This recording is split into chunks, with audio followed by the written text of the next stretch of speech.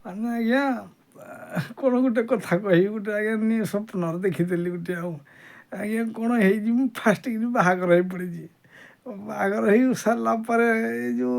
4-5 ମାସ ଗଲା ପରେ ଶ୍ୱଶୁର ଘର ଡାକନ୍ତିନି କି ଫାଷ୍ଟ କିରି ଜଇଁ କୁଣିଆ କରିବା ପାଇଁ ଜଇଁ କୁଣିଆ। ଆଉ ମୁଁ ଗଲି ଗୋଟେ ଖୁସି ତ ଆଉ ଶ୍ୱଶୁର ଘରେ ଯିବି।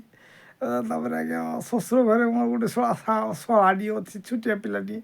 ଏଇ ଯେଉଁ 10-12 ବର୍ଷ ହବନି ବୋଧେ ଏଇ 9 ବର୍ଷ ଖଣ୍ଡେ ହବ। ଆଉ ମୋର ଗୋଟେ କି ଦୁଇଟା ଖଣ୍ଡ ଶାଢ଼ୀ ଅଛନ୍ତି ଆଉ ଓ ଶାଢ଼ୀ ଗୁଡ଼ାକୁ ଦେଖିବା ମୋ ମନ ଭାରି ଖୁସି। କିନ୍ତୁ ଟିକେ ମାନେ ଟିକେ ଶାଢ଼ୀମାନଙ୍କ ଟିକେ ସେମାନେ ଯାହାହେଲେ ଭାଇ ନାଇଁ ଯିଦି ବୋଲି କେତେ ସ୍ନେହ କେତେ ଆଦର କରିବେ ମୁଁ ସେଇ ଭାବନା ଦେଇକି ଯାଇଥିଲା ଆଉ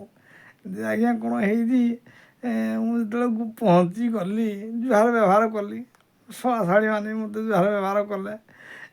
ଏବେ ଖିଆପିଆ କଲେ ହେଲେ ଦ୍ୱିପହର ବେଳକୁ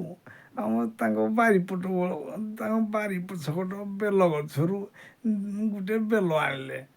ବେଲ ଆଣିକିନି ସେ କହିଲେ ଖରାଦିନ ତ ପଣା କରିକି ଖାଇବା। ଆଜ୍ଞା ମୁଁ ପଣା କରିକିନି ସେ ଦେଲେ ଦେଲେ ଯେ ଭିତରେ ଶଳା ଗଞ୍ଜେଇ ଭାଙ୍ଗ ପକେଇ ଦେଇଛି ଆଉ ମୁଁ ଜାଣିନି ମୁଇଁ ପିଇ ଦେଇଛି ଗଞ୍ଜେଇ ଭାଙ୍ଗ ଆଉ ଏଇ ଗଞ୍ଜେଇ ଭାଙ୍ଗ ପିଇଦେବା ପରେ ଆଜ୍ଞା ଯେତେବେଳେ ଏଇ ଗଞ୍ଜେଇ ଭାଙ୍ଗଟି ମୁଁ ପିଇ ଦେଇଛି ମୋତେ ପ୍ରବଳ ନିଶା ହେଇଯାଇଛି। ଆରେ ନିଶାରେ ମୁଁ ଶୋଇ ପଡ଼ିଛି ଆଜ୍ଞା ମୁଁ ନିଶାରେ ଶୋଇ ପଡ଼ିଛି ଆଉ ଏବେ ରାତିରେ ଯେତେବେଳେ ସନ୍ଧ୍ୟା ଗଲା ଚା ପାଣି ଦେଲେ ପିଇବା ପାଇଁ ମୋର ତ ଚେତା ଚୈତନ୍ୟ ଅଛି ଯେ ପିଇବି ମୋତେ ଉଠେଇଲେ ହଲେଇ ଦେଲେ ଉଠେଇଲେ ଶଳାଶାଳୀ ଉଠେଇଲେ ଶାଶୁ ମା' ଉଠେଇଲେ ଶ୍ୱଶୁର ଉଠେଇଲେ ମୁଁ ଉଠିଲେନି ଟିକେ ଶୋଇ ପଡ଼ିଥିଲି ଟିକେ ମୋ ଶ୍ୱଶୁର ବି କହିଲେ ଟିକେ ଶୋଇ ପଡ଼ିଥିବେ ଆଉ ୟା ଭିତରେ କେତେବେଳେ ରାତି ବି ହେଇଯାଇଛି ରାତି ବି ଉଠେଇଲେ ମୁଁ ଆଉ ଉଠିନି। ତାପରେ କ'ଣ ହେଇଛି ଆଜ୍ଞା ଠିକ୍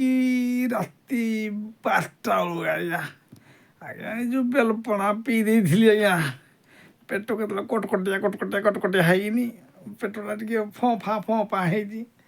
ଆଜ୍ଞା କଥାଟା କ'ଣ ହେଇଛି କି ଗୋଟେ ଏଇ ସମୟରେ ପେଟ ଭିତରୁ ମୋର ମାନେ ମାନେ ତ ସେଟା କ'ଣ କହିବି ଆଜ୍ଞା ମାନେ ଏଡ଼ିକି ମୋଟା ମାନେ ଏତେ ଲମ୍ବ ଏତେ ଲମ୍ବ ସେଇଭଳିଆ ଗୋଟେ ବିଛା ଟାଇପ୍ର ଗୋଟେ କ'ଣ ଗୋଟେ ଯେମିତି ମୋ ଜଙ୍ଘ ଭିତରୁ ଗୋଟେ ମାନେ ଏଇ ଭିତରୁ ଗୋଟେ ବାହାରି ଯାଉଛି ଦେହ ଭିତରୁ ଆଉ ମୁଇଁ ଡରିଗଲି ଆଉ ମୁଇଁ ତ ଟିକେ ଟିକେ ନିଶା ଛାଡ଼ି ଯାଇଥିଲା ନା ମୁଁ ଡରିଗଲି ଆଉ ଡରି ଯାଇନି କହିଲି ଏ ବିଛାଟା ଯେତେବେଳେ ପାଟି କରିଦେଇଛି ତା ଭିତରେ ମୁଁ ଡରିକିନି କ'ଣ କରିଛି ବିଛା ଭାବିକିନି ମୋ ଯେଉଁ ତକିଆ ଯେଉଁ ସେଟା କ'ଣ କହିଲ ବେଡ଼ସିଟ୍ଟା ଥିଲା ସେ ବେଡ଼ସିଟ୍ ଭିତରଟାକୁ ମୁଁ କ'ଣ କଲି ସେଇ ବେଡ଼ସିଟ୍ଟାକୁ କ'ଣ କଲି ଘୋଡ଼େଇ ଦେଲି ଆଉ ବେଡ଼ସିଟ୍ଟାକୁ ଘୋଡ଼େଇ ଦେଇକିନି ମୁଁ ଡାକ ଛାଡ଼ୁଛି ବିଛା ମୋ ଶଳାଶାଳୀ ଦୌଡ଼ି ଆଇଲେ ମୋ ଶ୍ୱଶୁର ବି ଦୌଡ଼ି ଆଇଲେ ଏଇ ମୋ ଶାଶୁ ବି ଦୌଡ଼ି ଆଇଲେ କହିଲେ ମା' କ'ଣ ହେଲା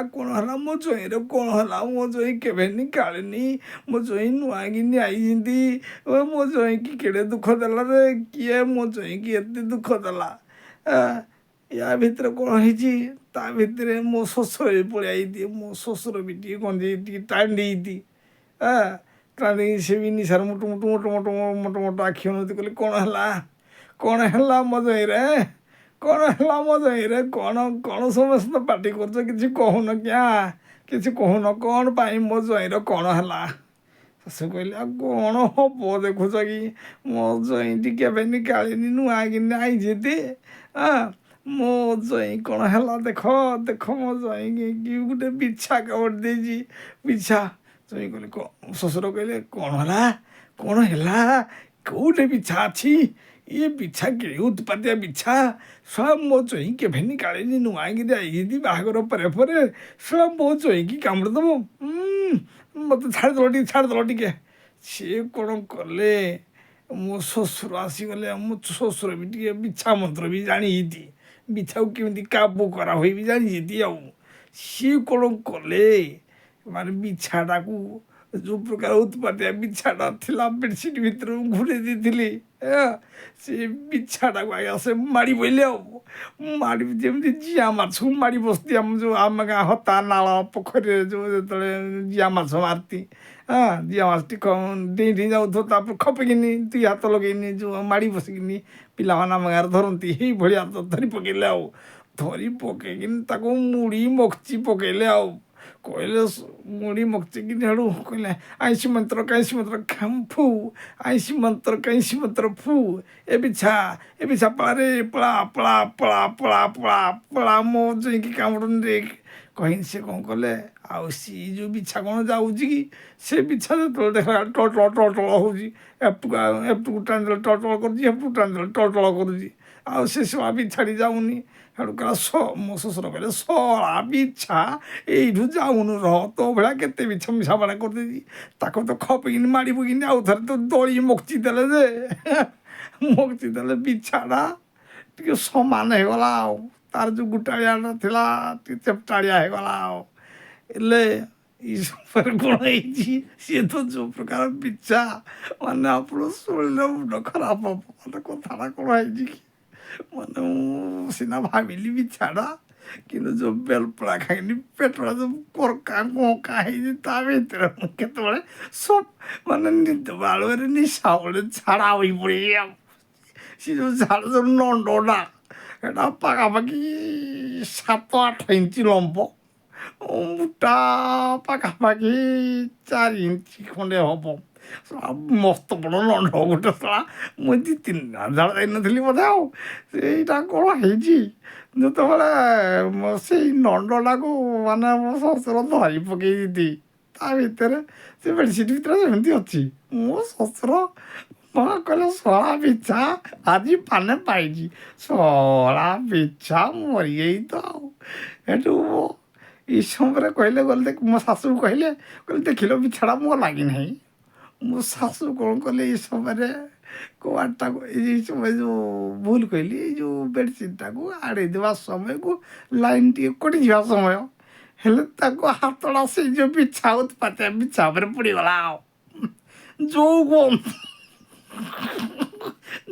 ଗନ୍ଧ କଲେ ଏ ଗନ୍ଧ ଏଇ ସମୟରେ ମୋର ହେଠୁ କହିଲେ ଗନ୍ଧ କି ଗନ୍ଧ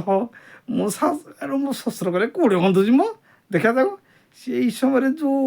ବିଛାଟାକୁ ଚକଟି ଥିଲେ ତାକୁ ଆଉ ସେ କ'ଣ କଲେ ଏଇ ସମୟରେ ଟିକେ ଶୁଙ୍ଘିଦେଲେ ତା ହାତଟା ଏଇ ଯେଉଁ ହାତଟା ଶୁଙ୍ଘିଦେଲେ ଆଉ କହିଲେ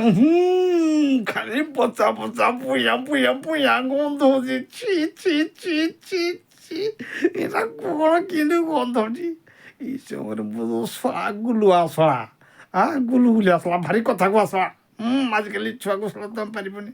କହିଲା ଭେଣେଇ ଭେଣେଇ ଭେଣେଇ ବେଡ଼ ଉପରେ ହଗି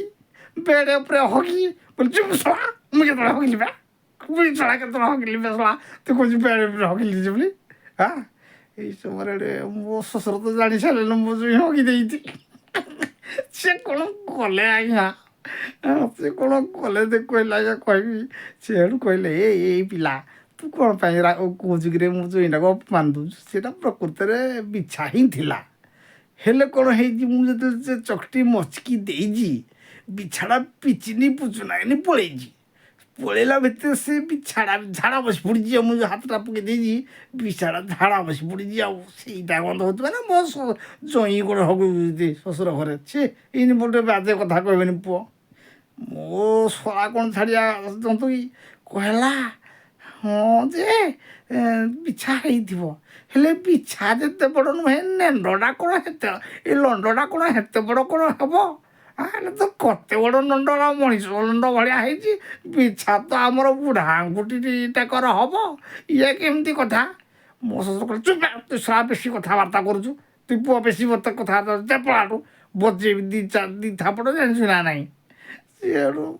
ମୋ ଶ୍ୱଶୁରକୁ ଡରେ ସମସ୍ତେ ଚୁପଚାପ ରହିଲେ ହେଲେ ମୁଁ ଜାଣିପାରିଲି ଅସଲ କଥାଟା କ'ଣ ହେଇଛି ମୁଁ ଝାଡ଼ା ବସି ପଡ଼ିଛି ମୋ ଶ୍ୱଶୁରଙ୍କର ବେଡ଼ରେ ମାଗିନି କହିଲି ଶାଢ଼ୀ